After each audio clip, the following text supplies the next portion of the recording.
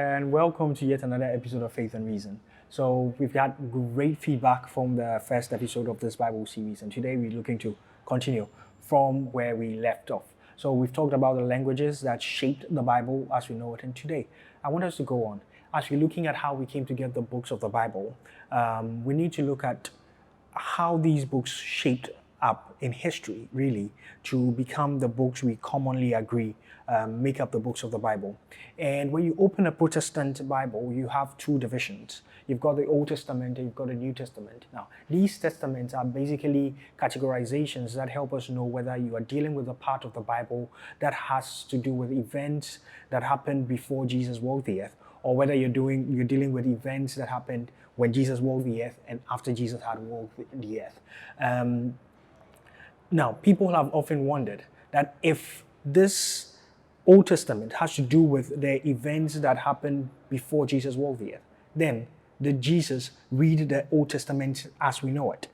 It might seem a weird question, but it's actually a very good question when you think about it. So, the Old Testament, yes, has to do with the story of a good world that has gone bad, the futility of human efforts to remedy the situation, and God's enduring commitment to redeem humanity and creation. Of course, in the New Testament, we realize that God's redemption is in the person of Jesus.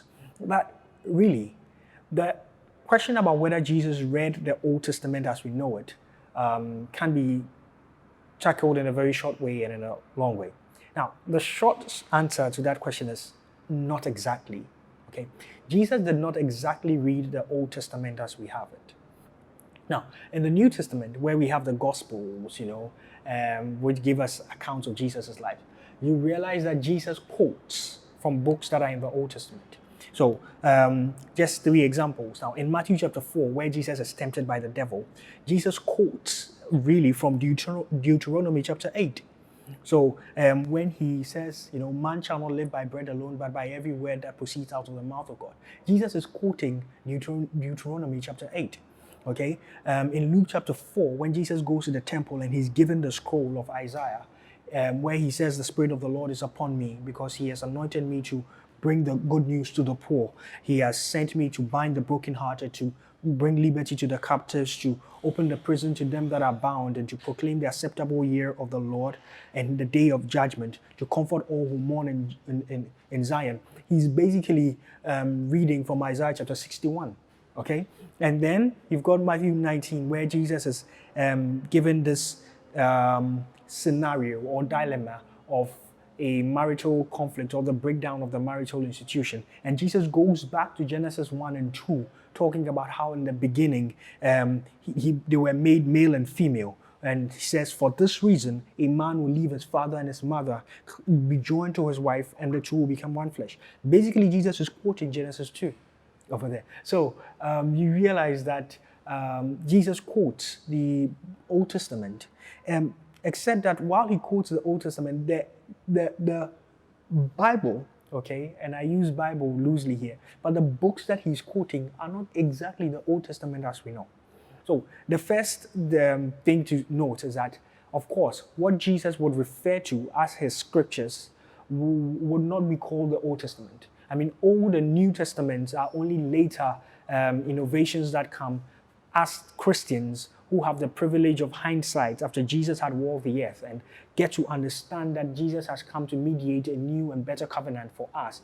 Realize that the events that happened before Jesus talk about an obsolete covenant. And so we call it the Old Covenant, And then we have the covenant that is active now for us Christians as the New Covenant. So in Jesus' day, you were not going to find any rabbi refer to the books that they see as scripture to be old, because for them it was the active covenant that God was dealing with them through. Okay, and then you also have the fact that the scriptures that Jesus was reading from, the scriptures that Jesus was quoting from, did not have chapters and verses. Okay, the codex that gives us chapters and verses doesn't come until about the 13th century. Okay, we'll talk about how we came to have a codex. But in Jesus' day, you memorize the Torah, and if you were a rabbi, and you did not have to memorize Deuteronomy chapter 8, verse 3. You just had to quote it.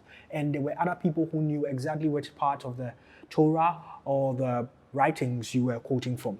Okay, now, but the main difference that comes in as to why I say that Jesus read a slightly different Old Testament from us is the ordering of the books and the categorization of the books. Okay, so in our Bible, when you open to the Old Testament, you have 39 smaller works that are put under 4 broad categories. So you've got the Pentateuch, you've got the history books, you've got the poetry books, and then you've got the prophetic books. So the Pentateuch, of course, means fivefold, okay? And we know these to be the first 5 books of the Bible. Genesis, Exodus, Leviticus, Numbers, Deuteronomy. The first 5 books of the Bible. Then you move on to the historical books. You've got Joshua, Judges, Ruth, 1 Samuel, 2 Samuel, 1 Kings, 2 Kings, 1 Chronicles, 2 Chronicles, Ezra, Nehemiah, Esther. Okay. And then you've got the poetry books. The poetry books, you've got the book of Job, you've got the book of Psalms, you've got the book of Proverbs, Ecclesiastes, and then the Songs of Solomon. There are 5 poetry books in the Bible. And then from there you go to the prophetic books. And the prophetic books, basically you move into the rest of the books in the Old Testament, Isaiah to Malachi, really. Except that with the prophetic books, we have 2 further subdivisions. We've got the major prophets and we've got the minor prophet. Now, the difference between major and minor hasn't got to do with the feats that they accomplished. Say one prophet was able to prophesy amazingly or able to perform some miracle, that blew the minds of people. It just has to do with who wrote more, really. So the major prophets have very lengthy books or lengthy writings, and then the minor prophets have smaller books, okay? So for the major prophets, you've got Isaiah, Jeremiah, Lamentations, Ezekiel, and Daniel. Okay, and then the remaining from Hosea all the way to Malachi are known as the minor prophets because their writings are quite smaller. So that's what you have in the Protestant Old Testament. Now, what Jesus would read as the scriptures, while they might have the same books we have mentioned, would be arranged differently and categorized differently. So the scriptures Jesus read were placed under 3 distinctions. Where we have 4, Jesus had 3. So Jesus did not have Pentateuch, history, poetry, prophet. Jesus had the Torah, the Nevi'im, and the Ketuvim. And it was shortened to be called the TaNaKh. The Torah, the Nevi'im, and the Ketuvim. The Torah, of course, is a Hebrew word that means rule or instruction or teaching or guidance, really. Any of these words work. Rule or teaching or instruction or guidance. That's the Torah. And then you've got the Nevi'im, which is the Hebrew word for prophets. Okay? And then you've got the Ketuvim, which is the Hebrew word for writings. So basically you had these 3 categories. You had the law or the rule or the teachings, and then you had the prophets, and then you had the writings. So you had the TaNaKh. Now, so you have a unified 3-part document. Okay? And what's happening here is the ordering of the books, okay, is where you really have to pay attention to. So the Torah has 5 books, just like our Pentateuch. No changes, the same order. Genesis, Exodus, Leviticus, Numbers, Deuteronomy. Really, the same order, no change. So far, so good. But then you get to the Nevi'im, which is the prophets. And then there's a change. So the Nevi'im has 4 historical books, 3 other books from prophets, and then a collection known as the 12. Okay? So basically the Nevi'im has 19 technical books. Okay? But then in essence, the books are actually 8 in the Nevi'im. Because you have 4 historical books, you've got 3 other prophetic books, and then 1 book which is actually a collection of 12 books known as the 12 to make up the 8. So what are the books that are in the Nevi'im? In the Nevi'im you have Joshua, Judges, Samuel, and Kings. These are the history part of the prophets, okay? The history part of the Nevi'im. So you're realizing something, that you've got Samuel and Kings. You don't have 1 Samuel, 2 Samuel, 1 Kings, 2 Kings, which is what you have with our Protestant Bible. Over here, Samuel, 1 and 2 Samuel are treated as one book, and 1 and 2 Kings are treated as one book. So you have 4 historical books under the prophets. And basically they are historical because the writers are using the law or the covenant that God has with Israel in the Torah to show how it plays out in their history and how it has implications for the future of Israel. Then you go on, and from there you've got Isaiah, Jeremiah, and Ezekiel. Now, notice where Isaiah, Jeremiah, and Ezekiel are showing up in the order that Jesus read. It comes after Samuel and Kings. Really. So Isaiah, Jeremiah, Ezekiel, and then the collection known as the 12. Now, the 12 are actually the books Hosea, Joel, Amos, Obadiah, Jonah, Micah, Nahum, Habakkuk, Zephaniah, Haggai, Zechariah, and Malachi. So basically, it's for those 12 books, they are ordered according to the way we have them in our Bible. But you should pay attention to where they are showing up at. In our Bible, they are showing up towards the end of the Old Testament. In the scriptures that Jesus reads, they are actually in the middle of the 3 parts, okay?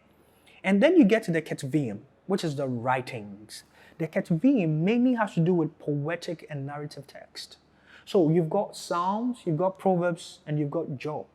Now, these are known as wisdom literature, or they are known as the Emet. And they're called the Emet. Emet means truth. And Emet actually is gotten from the first letters of these books. So in the Hebrew, if you took the first letters of Psalm, the first letters of Proverbs, and the first letters of Job, you get Emet, which actually means truth. Okay? So they're known as the wisdom literature.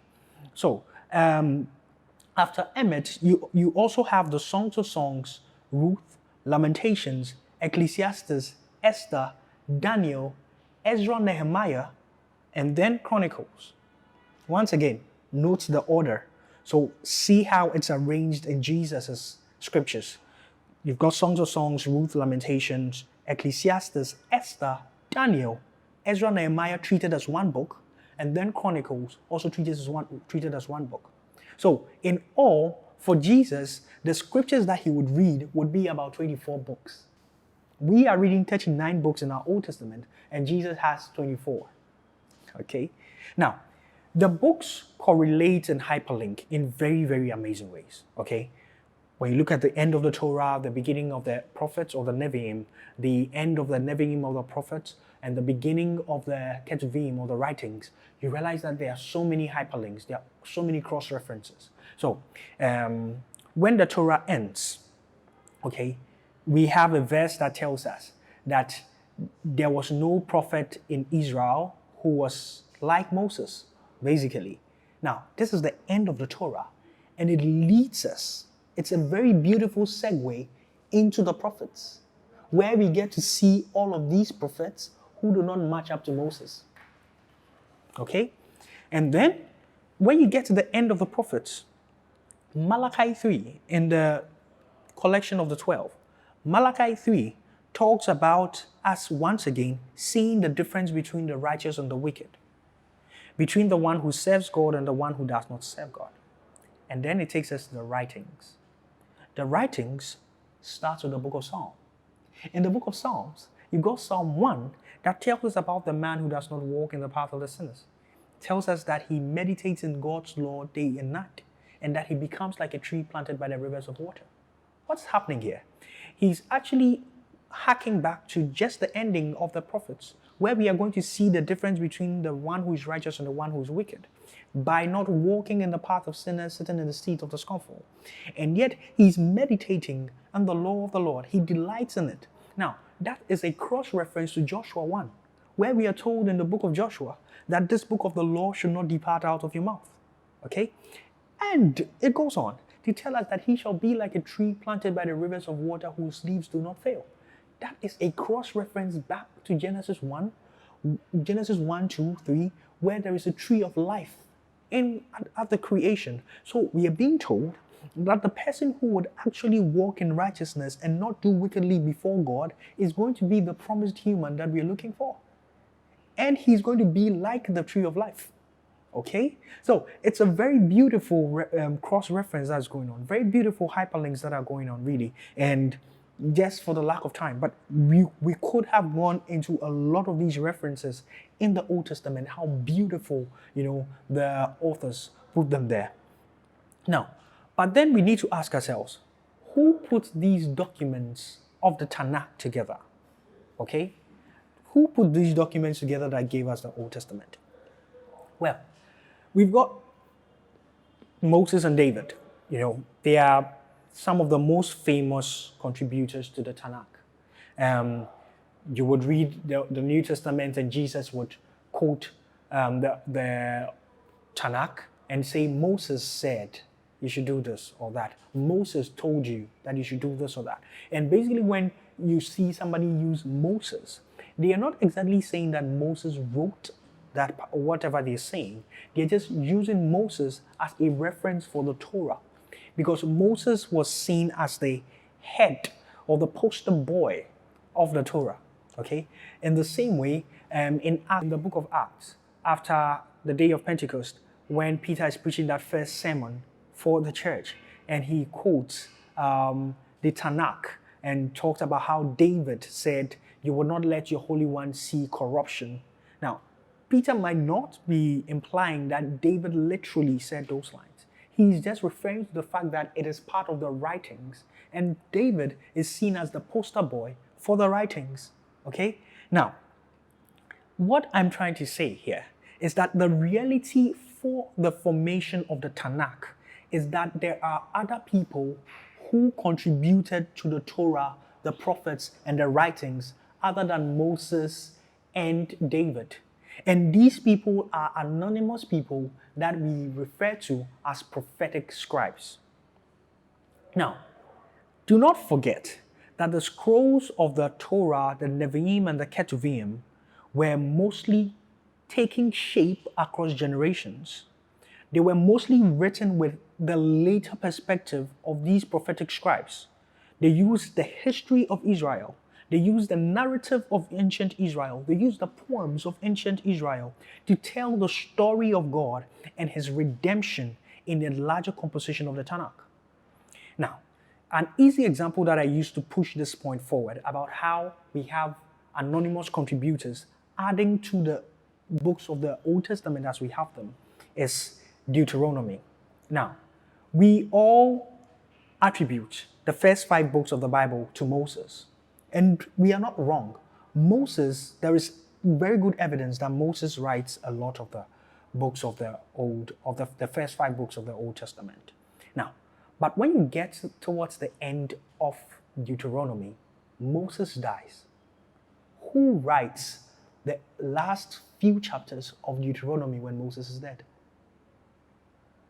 We could come up with a few answers, but the most logical solution is that a prophetic scribe who has the later perspective of what is going on with Israel's history comes to finish up the document, gives it some shape so it can express the history better, so it can give us the narrative better.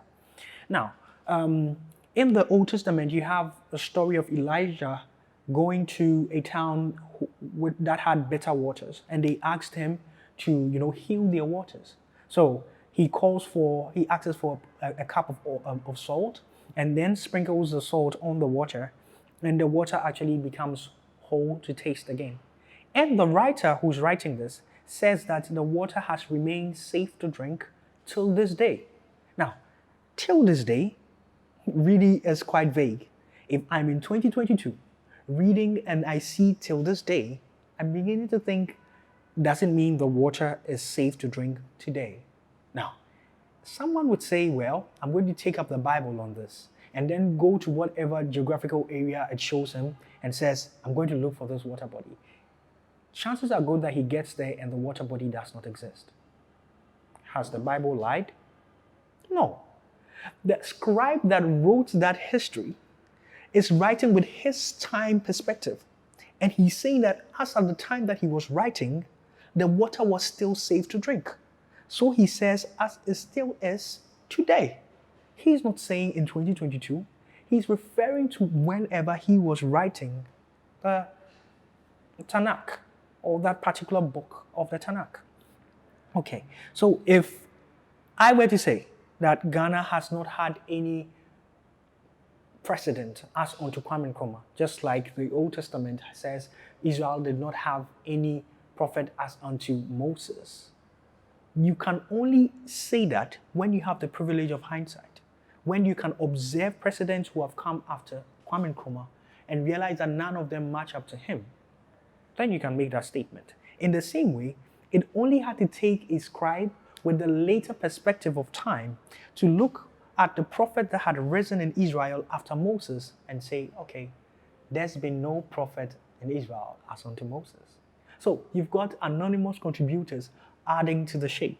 Now, we'll talk about the implication of such, information regarding anonymous contributors and other people adding to the books as we go on. How it still fits the inspiration of the Bible and the Bible still being the Word of God. But right now, I just want us to hold this assumption that the Jews had, which is that God's Spirit was guiding these processes. Okay, so that when the humans wrote, God was speaking through them. He was revealing his mind to his people. Okay, now, we don't know exactly when this process of shaping the TaNaKh, with Israel's history finished. But according to Christian scholars, it should have finished around 200 to 300 years before Jesus. Okay, I'm not saying that the TaNaKh did not exist until 200 or 300 years before Jesus.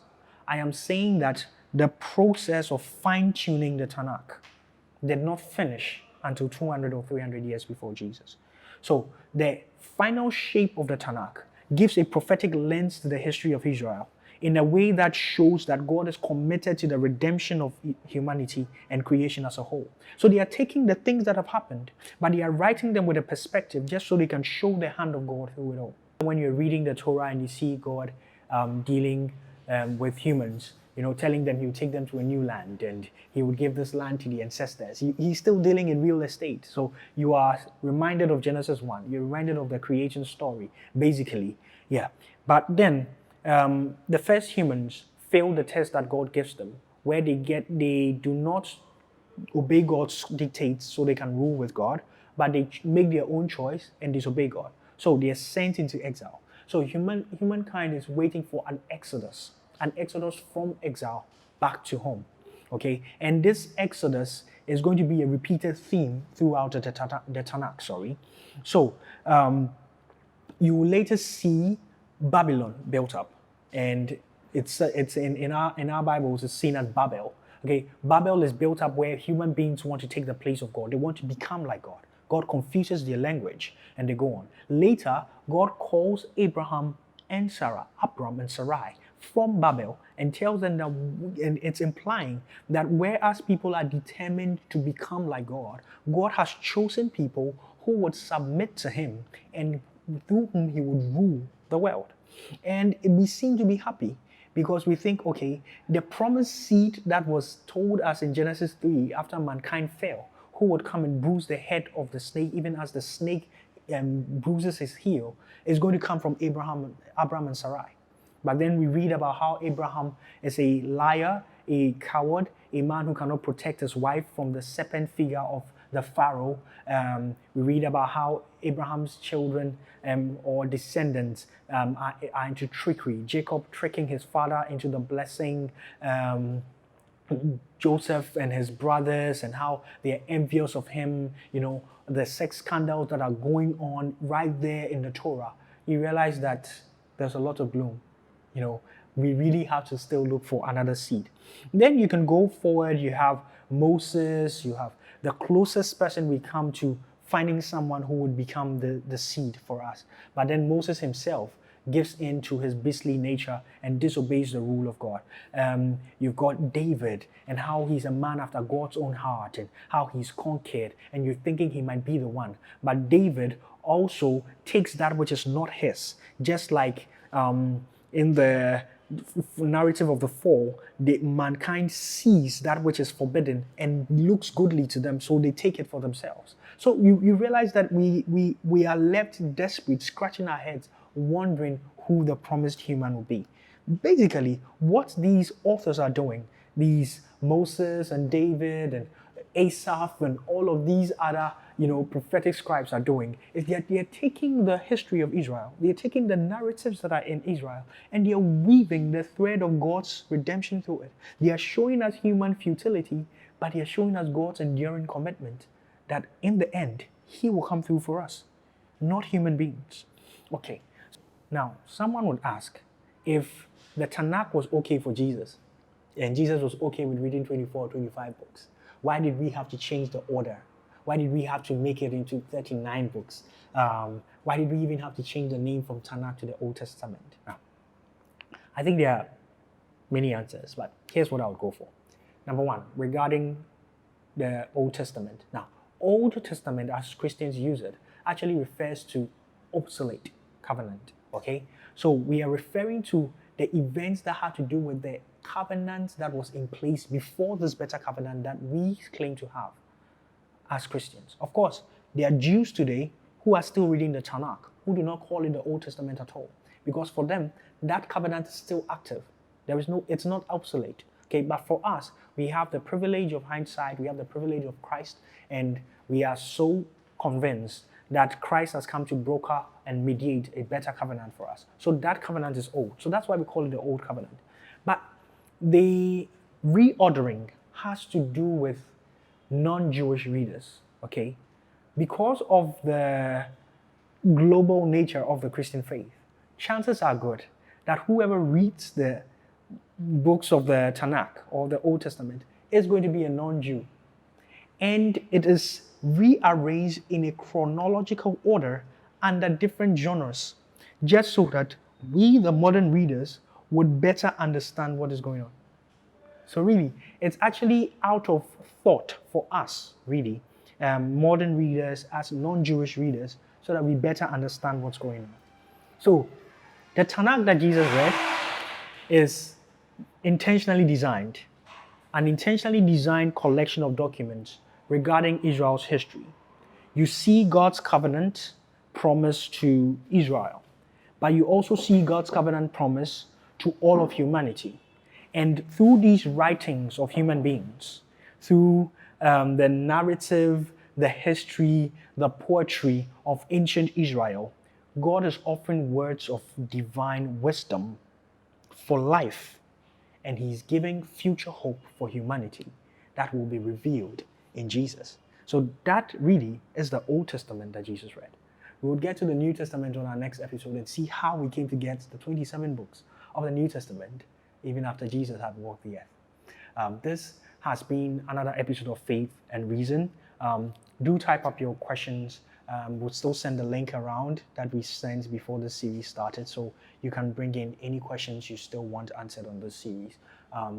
Just share, subscribe, just make sure someone gets this. People are learning so much, and you might want to bless someone with this. May the love of God receive the full reward of His sufferings. See you in the next episode.